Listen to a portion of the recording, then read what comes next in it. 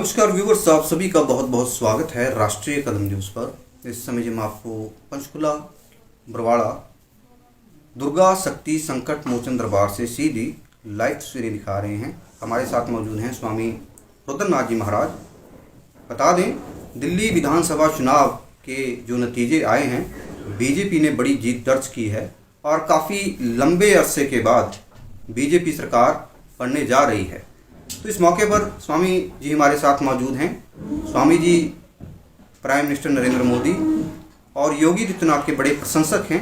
तो बातचीत करेंगे, क्या कुछ इस जीत पर स्वामी जी बोलना चाहेंगे।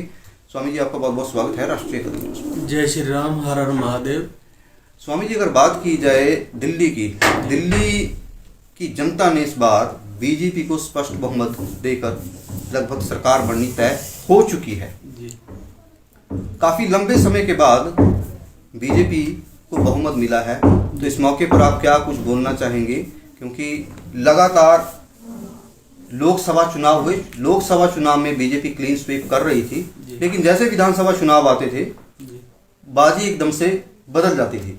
तो लेकिन इस बार दिल्ली की जनता ने विधानसभा चुनाव में बीजेपी को समर्थन दिया है, तो इस मौके पर आप क्या कुछ बोलना चाहेंगे? सबसे पहले तो मैं प्रधानमंत्री हमारे यशस्वी श्री नरेंद्र मोदी जी और हमारे योगी जी, मैं इनको बहुत बहुत बधाई देना चाहूँगा। पूरी बीजेपी टीम को बधाई देना चाहूँगा। दूसरी बात, दिल्ली की जनता जो है वो परेशान आ चुकी हुई थी केजरीवाल की नीतियों से। झूठे वादे और करप्शन, इसके अलावा जो है दिल्ली की जनता कुछ भी नहीं देख पा रही थी। आप देख रहे हो क्राइम कितना वहाँ बढ़ गया है, गंदगी। तो जनता मुफ्त की रेवड़ियाँ नहीं चाहती, जनता चाहती है रोजगार, जनता चाहती है सुरक्षा, जनता चाहती है हमारी माताओं बहनों की सुरक्षा। इस बार शीश महल का मुद्दा भी काफी गर्म रहा और यमुना को लेकर भी काफी चर्चा हुई इस चुनाव में। देखिए, उन्होंने काफी झूठ बोला कि मैं देखो सिक्योरिटी नहीं लूंगा, मैं ये नहीं करूंगा, वो नहीं करूंगा, पर उन्होंने शीश महल खड़ा कर दिया बिना सिक्योरिटी लिए ही। उन्होंने बिना कोई तनख्वाह लिए हुए इतना बड़ा जो है शीश महल कैसे खड़ा कर दिया, बिना कोई घोटाला करे इतना बड़ा शीश महल कैसे खड़ा कर दिया। और दूसरी बात, पंजाब के अंदर आम आदमी पार्टी की सरकार है, आप वहाँ देखिए संतों की हत्याएं हो रही हैं, वहाँ की कानून व्यवस्था कैसी है। जब पंजाब में सरकार बनी थी, स्वामी जी ने आपने काफी प्रशंसा की थी कि जो बदलाव हुआ है वो लगभग अच्छा बदलाव हुआ है, लेकिन अब चर्चा आप कर रहे हैं संतों की हत्या हो रही है। तो देखिए, सबसे पहले तो मैं यही कहूँगा कि कोई भी सरकार बनती है, हमें उम्मीद होती है कि वो अच्छा करेंगे, पर जब अच्छा नहीं होता है, उल्टा उसका जो है निकल के आता है, तो उस चीज़ का हमें दुख भी होता है। जी, तो दिल्ली पे हम लौटते हैं। दिल्ली में जो बड़ी सफलता बीजेपी को मिली है, तो इसके क्या कुछ कारण है? कई तरह के मुद्दे इस चुनाव में उठे। मैं योगी जी की बात को दोहराना चाहूँगा।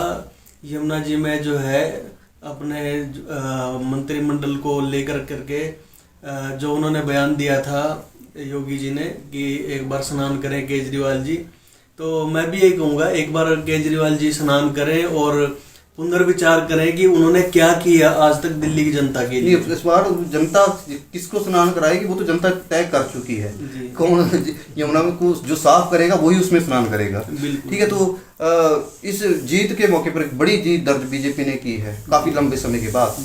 तो कोई मैसेज, कोई संदेश दिल्ली वासियों के लिए आप देना चाहेंगे अपनी तरफ से? मैं दिल्ली वासियों को बहुत बहुत बधाई दूंगा, और जो वहाँ पे मेरे शिष्य कार्य कर रहे हैं मैं उन सबको भी बहुत बहुत बधाई दूंगा। गौरवानंद गिरी जी और अन्य जो शिष्य हैं उन्होंने जो है बहुत सहयोग किया है, तो सभी को बहुत बहुत बधाई जी, बहुत बहुत धन्यवाद।